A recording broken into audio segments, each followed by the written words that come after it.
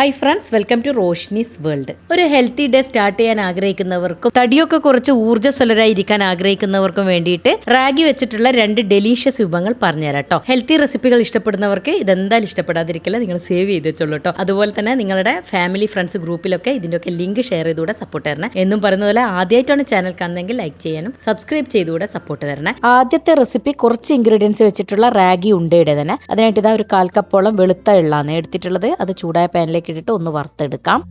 എള്ള് നന്നായിട്ട് വറുത്തെടുത്തിട്ടുണ്ട്. ഇതങ്ങോട്ട് മാറ്റി വെക്കാം. ഇനി ഒരു 1/4 കപ്പോളം തന്നെ ആൽമണ്ടും കൂടെ ഒന്ന് വറുത്തെടുക്കുന്നുണ്ട്. ഇതും അങ്ങോട്ട് മാറ്റി വെക്കാം. 1/4 കപ്പോളം തന്നെ കാഷ്നട്ട് കൂടെ വറുത്തെടുത്തിട്ടുണ്ടായിരുന്നേ. വറക്കുന്നതിന്റെ ക്ലിപ്പ് എന്നോട് മിസ്സായി പോയതാണ്. ഇനി കുറച്ച് തേങ്ങാപ്പാലിന്റെ ആവശ്യമുണ്ട് കേട്ടോ. നമുക്ക് 2 റെസിപ്പിക്കും കൂടിയിട്ടുള്ള തേങ്ങാപ്പാലാണ് ഞാനിപ്പോൾ ഇതിൽ കാണിക്കുന്നത്. തേങ്ങാപ്പാൽ എടുക്കുമ്പോൾ 1ഉം 2ഉം പാലൊന്നും വേണ്ട, ഒറ്റ പാലനെ നല്ല കൊഴുപ്പോട് കൂടി എടുക്കാൻ നോക്കിയാൽ മതി കേട്ടോ. അപ്പോൾ ഇതാ ഞാൻ മുഴുവനും നന്നായിട്ടൊന്ന് അരിച്ചെടുക്കട്ടെ. ഇതിപ്പോൾ അരിച്ചെടുത്തിട്ടുണ്ട്, അങ്ങോട്ട് മാറ്റി വെക്കാം. ഇനി ഒരു കപ്പോളം റാഗി പൗഡർ ഒരു ബൗളിലേക്ക് ഇട്ട് കൊടുക്കുന്നുണ്ട്. ഇനി നമ്മളിത് പുട്ടുപൊടിക്ക് നനച്ചെടുക്കുന്ന പോലെ നനച്ചെടുത്തിട്ട് ആവി കയറ്റി എടുക്കാനുള്ളത് കേട്ടോ. അപ്പോൾ അതിനായിട്ട് ഒരു നുള്ളു ഉപ്പും ടേസ്റ്റിനും ഫ്ലേവറിന് വേണ്ടി കുറച്ച് ഏലക്ക പൗഡർ ഈ സമയത്ത് ഇട്ട് കൊടുക്കുന്നുണ്ട്. പിന്നെ അതുപോലെ 1 ടീസ്പൂണോളം ഗീയും കൂടെ ഒഴിച്ചു കൊടുക്കാം. എന്നിട്ട് തേങ്ങാപ്പാൽ ഒഴിച്ചിട്ട് നമ്മൾ പുട്ടുപൊടിക്കൊക്കെ നനച്ചെടുക്കുന്നില്ലേ, അതേ കണക്ക് നനക്കാം, കുഴഞ്ഞു പോവരുത്. ഇതേ കണക്ക് മാത്രം കേട്ടോ. നമുക്കിത് സ്റ്റീം ചെയ്തെടുക്കാനുള്ളത് കേട്ടോ. അപ്പൊ അതിനായിട്ട് ഇതുപോലെ ഒരു കോട്ടന്റെ കുറച്ച് വൃത്തിയുള്ള കോട്ടന്റെ തുണി എടുക്കാം. തുണി നല്ല നൈസാ കേട്ടോ. അപ്പൊ അതുകൊണ്ട് തന്നെ 2 ഒന്നിച്ച് വെക്കുന്നുണ്ട്. ഇനി നനച്ചെടുത്ത റാഗി പൗഡർ ഇതിലേക്ക് അങ്ങ് ഇട്ട് കൊടുക്കാം.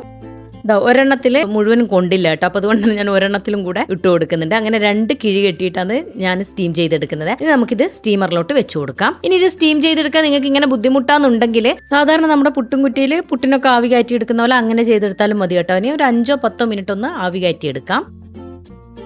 ഇപ്പോൾ ഇതൊരു 10 മിനിറ്റിന് ശേഷം നല്ല ചൂടാട്ടോ. അപ്പോൾ ഇത് ഒന്ന് കുക്കായി വന്നിട്ടുണ്ട്.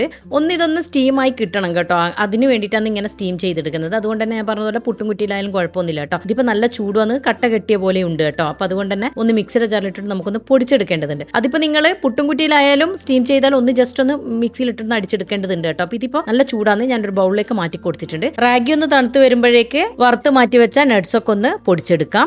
ആദ്യം തന്നെ കാഷ്നട്ട് ആയിരുന്നല്ലോ പൊടിച്ചത്. അപ്പോൾ ഇതാ നന്നായിട്ട് ഫൈനായിട്ട് ഞാൻ പൊടിച്ചെടുത്തിട്ടുണ്ട്. ഇതുപോലെ ഫൈനായിട്ട് പൊടിക്കണമെന്നില്ല, നിങ്ങൾക്ക് ക്രഷ് ചെയ്തിട്ട് ഇഷ്ടമെങ്കിൽ അങ്ങനെയും ചേർക്കാട്ടോ. ഉരുട്ടിയെടുക്കാനുള്ള എളുപ്പത്തിന് ഞാൻ ഇതുപോലെ ഫൈനായിട്ട് പൊടിച്ചതേ ഉള്ളൂ. ആൽമണ്ടും ഇതുപോലെ നല്ലോണം ഫൈനായിട്ട് തന്നെ പൊടിച്ചെടുത്തിട്ടുണ്ട്. ഇത് വേറൊരു ബൗളിലോട്ട് മാറ്റി വെച്ചിട്ടുണ്ട്. അപ്പോഴേക്ക് റാഗിയും തണുത്ത് വന്നിട്ടുണ്ടായിരുന്നേ. അതും മിക്സിയുടെ ജാറിൽ ഇട്ട് കൊടുത്തിട്ടുണ്ട്. സ്റ്റീം ചെയ്തെടുത്തുകൊണ്ട് തന്നെ പൾസ് മോഡിൽ ഇടുമ്പോൾ തന്നെ നല്ല സോഫ്റ്റ് ആയി കിട്ടിക്കോളൂ. ഇതങ്ങോട്ട് മാറ്റി വെക്കാം. ഇനി മധുരത്തിന് ആവശ്യമായിട്ടുള്ള വെള്ളം കൂടെ ഒന്ന് മെൽറ്റ് ചെയ്തെടുക്കേണ്ടതുണ്ട്. ഞാനിപ്പോൾ 2 റെസിപ്പി ചെയ്യുന്നത് കൊണ്ട് തന്നെ 8 വത്തച്ച് വെല്ലാണ് മെൽറ്റ് ചെയ്യാൻ വെച്ചിട്ടുള്ളത്. അപ്പൊ നിങ്ങൾ ഒരു റെസിപ്പിയെ ചെയ്യുന്നുള്ളതെങ്കിൽ 3-4 മതിയാവും കേട്ടോ. വെള്ളം മെൽറ്റായി കിട്ടിയിട്ടുണ്ട്. ഇനി ഒരു കടായിലോട്ട് 2.5 ടേബിൾ സ്പൂൺ ഗീ ആണ് ഒഴിച്ചു കൊടുക്കുന്നത്. ഇനി ഒഴിച്ചു കൊടുത്ത നെയ്യൊന്ന് ചൂടായി വരുമ്പോൾ 1.5 കപ്പോളം റവയാണ് ചേർത്ത് കൊടുക്കുന്നത്. ഞാൻ റോസ്റ്റഡ് റവയാണ് എടുത്തിട്ടുള്ളത്. റോസ്റ്റഡ് ആകുമ്പോൾ ഒന്ന് ജസ്റ്റ് ഒന്ന് മൂപ്പിക്കേ വേണ്ടു. റോസ്റ്റ് ചെയ്യാത്ത റവയാണ് നിങ്ങൾ എടുക്കുന്നെങ്കിൽ നന്നായിട്ട് മൂപ്പിച്ചെടുക്കാൻ ശ്രദ്ധിക്കണേ. ഇനി ഇതിലോട്ട് ഒരു 1/4 മുതൽ 1/2 കപ്പോളം തേങ്ങ ചിരകിയത് ഇട്ട് കൊടുക്കാം. തേങ്ങ കുറച്ച് ഏറെ ഉണ്ടാവുന്നത് നല്ല ടേസ്റ്റ് ആട്ടോ. തേങ്ങ ചിരകിയത് വറക്കൊന്നും ചെയ്യാതല്ലേ നമ്മൾ ഡയറക്റ്റ് അല്ലെങ്കിൽ ചേർത്ത് കൊടുത്തത്. അതുകൊണ്ട് തന്നെ നന്നായിട്ട് മൂപ്പിച്ചെടുക്കാൻ ശ്രദ്ധിക്കണേ. തേങ്ങയും നന്നായിട്ട് മൂപ്പിച്ചെടുത്തതിന് ശേഷം നമ്മൾ മാറ്റി വെച്ച നട്ട്സുകൾ ഉണ്ടല്ലോ, പൊടിച്ച് മാറ്റി വെച്ചത്, അതുകൂടെ ഇതിലേക്ക് ഇട്ടിട്ട് നന്നായിട്ട് വറുത്തെടുക്കുക. ഈ നട്ട്സും തേങ്ങയൊക്കെ ചേർത്ത് കഴിഞ്ഞാൽ പിന്നെ നന്നായിട്ട് തന്നെ വറുത്തെടുക്കാനും ശ്രദ്ധിക്കണേ. കാരണം കുറച്ച് ദിവസമൊക്കെ കേടാവാതിരിക്കാൻ ഇങ്ങനെയുള്ള കുഞ്ഞു കുഞ്ഞു ടിപ്സ് ഒക്കെ ഒന്ന് ശ്രദ്ധിക്കണം കേട്ടോ. ഇനി വറുത്ത് മാറ്റി വെച്ച വെളുത്തുള്ളുണ്ടല്ലോ, അതുകൂടെ ഇതിലേക്ക് അങ്ങ് ചേർത്ത് കൊടുക്കാം. ശേഷം പൊടിച്ചു മാറ്റി വെച്ച റാഗി കൂടെ ചേർത്ത് കൊടുക്കാം.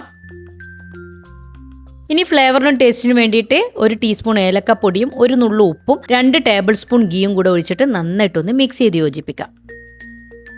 ഇനി മധുരത്തിന് ആവശ്യമായിട്ടുള്ള വെള്ളം മെൽറ്റ് ചെയ്തത് അരിച്ചൊഴിച്ചു കൊടുക്കാം. എന്തെങ്കിലും കച്ചറ ഉണ്ടെങ്കിൽ പോയിക്കോട്ടെ എന്ന് കരുതി കേട്ടോ അരിക്കുന്നത്. അപ്പോൾ ഇതാ കുറേശ്ശെ ഒഴിക്കാം, ഒഴിക്കരുത് കേട്ടോ. ഇതാ ഇതുപോലെ ഇങ്ങനെ നോക്കി ഒഴിച്ചു കൊടുക്കാം. ഞാൻ 2 തവണയായിട്ട് കുറേശ്ശെ ആക്കിയിട്ട് ഒഴിച്ചിട്ടുണ്ട് കേട്ടോ. ഇനി കൈവച്ചനെ നന്നായിട്ടൊന്ന് മിക്സ് ചെയ്ത് കൊടുക്കാം. എന്നിട്ട് അത് എത്ര വലിപ്പത്തിലുള്ള ഉരുളകളാണോ നിങ്ങൾക്ക് വേണ്ടത് അതിനനുസരിച്ച് ഉരുട്ടിയെടുക്കാം കേട്ടോ. ഞാനിപ്പോൾ ഇതാ ഈ ഒരു വലിപ്പത്തിലാണ് ഉരുട്ടിയെടുക്കുന്നത്. ഇനി ബാക്കിയെല്ലാം ഇതേപോലെ തന്നെ ഉരുട്ടിയെടുക്കട്ടെ.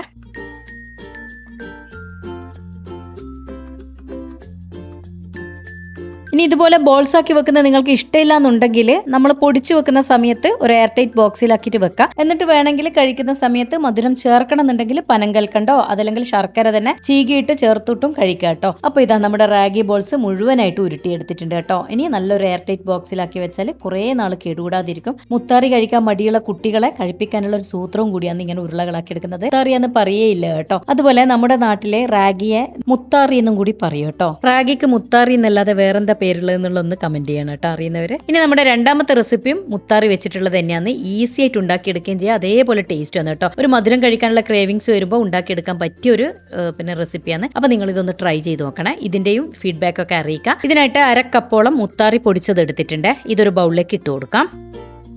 ഇനി ഇതിലോട്ട് ഒരു നുള്ളു ഉപ്പും ഏലക്കപ്പൊടി 1/2 ടീസ്പൂൺ കൂടി ഇട്ട് കൊടുക്കാം. കൂടെ തന്നെ 1 ടേബിൾ സ്പൂൺ ഗീയും കൂടെ ഒഴിച്ചിട്ട് നന്നായിട്ടൊന്ന് മിക്സ് ചെയ്ത് യോജിപ്പിച്ചെടുക്കാം. കൈ വെച്ച് തന്നെ നന്നായിട്ടൊന്ന് മിക്സ് ചെയ്തെടുക്കുന്നുണ്ട്. മിക്സ് ചെയ്തെടുത്തതിന് ശേഷം തേങ്ങാപ്പാൽ മാറ്റി വെച്ചിട്ടുണ്ടായിരുന്നില്ലേ, അതിൽ നിന്ന് കുറേശ്ശെ ഒഴിച്ചിട്ട് ഒന്നിച്ചൊഴിച്ച് വെള്ളം പോലെ ആക്കി കളയരുത്. നമ്മൾ കൽമാസ് ഒക്കെ കുഴച്ചെടുക്കുന്നില്ലേ, കൽമാസ് കല്ലുമ്മക്കായൊക്കെ കുഴച്ചെടുക്കുന്നില്ലേ, അതേ കണക്ക് കക്കറോട്ടിക്കൊക്കെ കുഴച്ചെടുക്കുന്ന അതൊരു പാകം കേട്ടോ. പാകം പറയേണ്ടിട്ട് പറയാന്നേ. ആ ഒരു പാകത്തിൽ ഈ റാഗി പൗഡറും ഇതുപോലെ കുഴച്ചെടുക്കാം. ഇതുപോലെ നമുക്ക് ഉരുട്ടിയെടുക്കാൻ പറ്റണം കേട്ടോ, ചെറിയ ചെറിയ ബോൾസ് ആക്കി എടുക്കാനുള്ളതിനെ. അപ്പൊ ഞാനിപ്പോ ഈ ഒരു വലിപ്പത്തിലാണ് ബോൾസ് ആക്കി എടുക്കുന്നത്. ഇനി എല്ലാം ഇതേപോലെ തന്നെ ബോൾസ് ആക്കി എടുക്കട്ടെ. ഇതിപ്പോൾ മുഴുവനും ബോൾസ് ആക്കി എടുത്തിട്ടുണ്ട്. ഇനി ഇത് സ്റ്റീമറിലോട്ട് മാറ്റി കൊടുക്കാം. ബോൾസ് ആക്കുന്ന ടൈമിൽ തന്നെ സ്റ്റീമറിൽ വെള്ളം വെച്ചിട്ടുണ്ടായിരുന്നേ. അപ്പോൾ ഇനി ഇത് മുഴുവനും അതിലേക്ക് അങ്ങ് വെച്ച് കൊടുക്കാം. ഇപ്പോൾ ഇതാ മുത്താറി ബോൾസ് മുഴുവൻ അതിൽ വെച്ച് കൊടുത്തിട്ടുണ്ട്. ഇനി ഒരു 5-10 മിനിറ്റ് ഇതൊന്ന് അടച്ചു വെച്ചൊന്ന് കുക്ക് ചെയ്തെടുക്കാം. റാഗി ബോൾസ് ഒക്കെ നന്നായിട്ട് വെന്ത് വന്നിട്ടുണ്ട്. ഇനി ഈ റാഗി ബോൾസ് സ്റ്റീമറിൽ നിന്ന് ഒരു പ്ലേറ്റിലോട്ട് മാറ്റി കൊടുക്കുന്നുണ്ട്.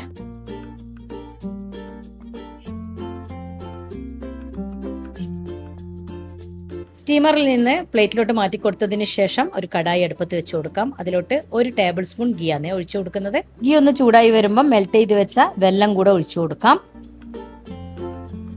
കൂടെ തന്നെ ഫ്ലേവറിനും ടേസ്റ്റിനും വേണ്ടി ഏലക്കപ്പൊടിയും 1 നുള്ളു ഉപ്പും കൂടെ ഇട്ടിട്ട് നന്നായിട്ടൊന്ന് മിക്സ് ചെയ്ത് യോജിപ്പിക്കാം.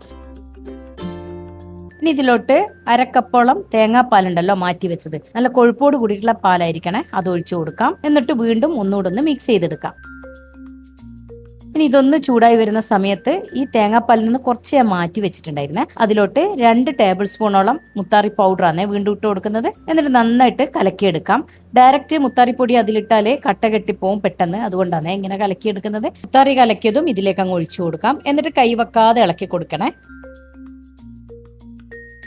മുത്താറ് ചേർത്ത് കൊടുത്താൽ പെട്ടെന്ന് അടിക്ക് പിടിക്കാൻ വഴിയുണ്ട്, അതുകൊണ്ടാണ് കൈ വെക്കാതെ ഇളക്കി കൊടുക്കാൻ പറയുന്നത്. റാഗി മിക്സ് ഒന്ന് ചൂടായി വരുന്ന സമയത്ത് ഇതിലോട്ട് മാറ്റിവെച്ച ഈ റാഗി ബോൾസ് മുഴുവൻ അങ്ങ് ഇട്ട് കൊടുക്കാം.